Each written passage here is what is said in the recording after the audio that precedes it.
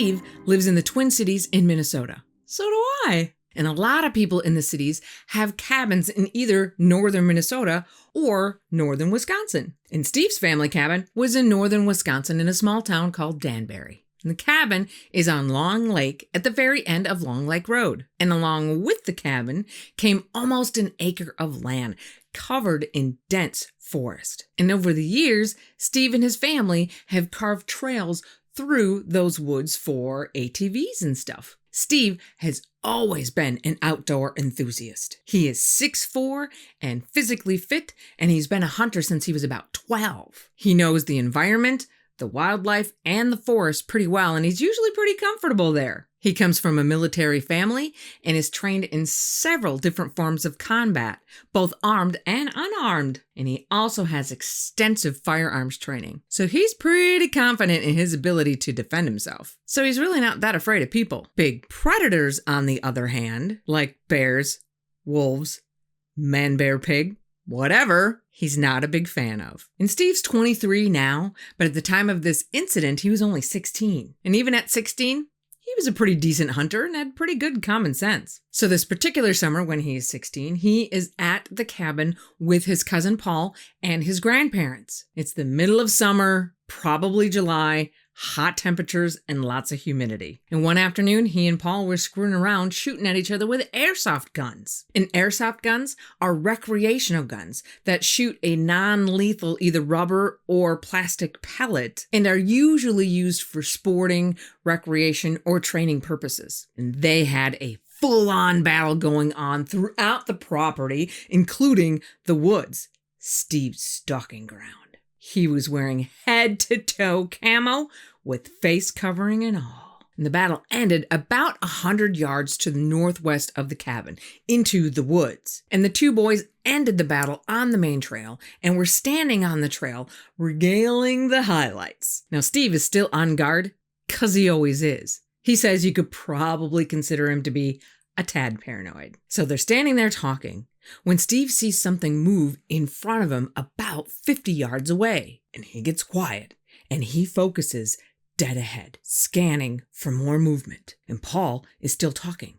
So Steve says, "Shh," and Paul shuts up. And after a few seconds of seeing nothing, he decides what he saw was probably like a bird or something. But as a joke and to freak out Paul, he says, "We're being watched." And that's when Steve notices that the woods are dead quiet. No birds are chirping. There is no sound. And he starts to think this only happens when there's a big predator around. So he starts looking even closer. And that's when he saw it. Straight ahead, there is this large animal. It has reddish brown fur and it almost blends in perfectly until he focuses on it. It has long front limbs that are arm-like, with what appear to be formidable claws. And it's standing slouched down against a tree, like it's trying to be stealthy. And even though it's standing like that, slouched down, it's nearly as tall as Steve is. And the only real reason that he sees it is because of its teeth. He thinks it was panting because its whitish teeth are visible, and its snout appears to be a tad bit elongated. And he can't really get a better look because his first thought is, "We have to go." So he tells Paul, "We have to go." And Paul is already freaked from Steve telling him that they were being watched. So when Steve says, "We have to go," Paul bolts down the trail towards the cabin. And you could say that Paul left Steve in the dust, because instead of leaving when Paul did, Steve stuck around for another 3 seconds, not taking his eyes off of the beast to make sure that his cousin had a good, safe start, until Steve sees it move. And it was fast. That's when Steve runs like hell. And he didn't see which way the thing ran.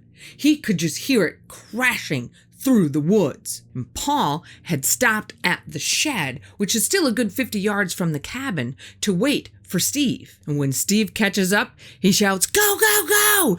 And they both bolt to the cabin. And they get inside and shut the door. And Grandma asks, "Why do you guys look like you've seen a ghost? And why are you running in here slamming doors behind you?" Now, Steve was pretty sure they were not going to believe him. So he says, We saw a bear. And Paul just nods in agreement. And later that night, after their grandparents are asleep, the two boys talk about it. And Steve asks Paul, "Did you see it?" And Paul says that he paused for a second after he started running to look back and see if Steve was following him. And he said he could see Steve looking at it. And then he saw it move, and he saw Steve start running. And Paul says he mostly just saw a flash of fur. But he also thinks that the fur was the wrong color for a bear. And Steve agrees it was not the right color for a bear, and they only have black bears in that area. And that whatever it was, wasn't built like a bear. And Steve says, "I didn't think it was a bear from the get-go." And Paul says, "Well, why did you lie to Grandma and Grandpa?" And Steve said, "'Cause they never would have believed us." And they kept that encounter just between the two of them until now. That animal did not match any known regional animal profiles for that area. And Steve is at a total loss for what it might have been. But he knows it wasn't a bear. A bear is far more heavy set than this creature was. But he does know that it was built like an athletic predator and that it was stalking them. After that incident, neither of the boys would go into the woods alone without a gun. They generally only went back into the woods on ATVs from then on out. Steve had always loved that cabin in those woods until that day. Since then, the cabin has been sold. And Steve will tell you that that makes him sad, but it really doesn't. Secretly, he's relieved he never has to go back there again.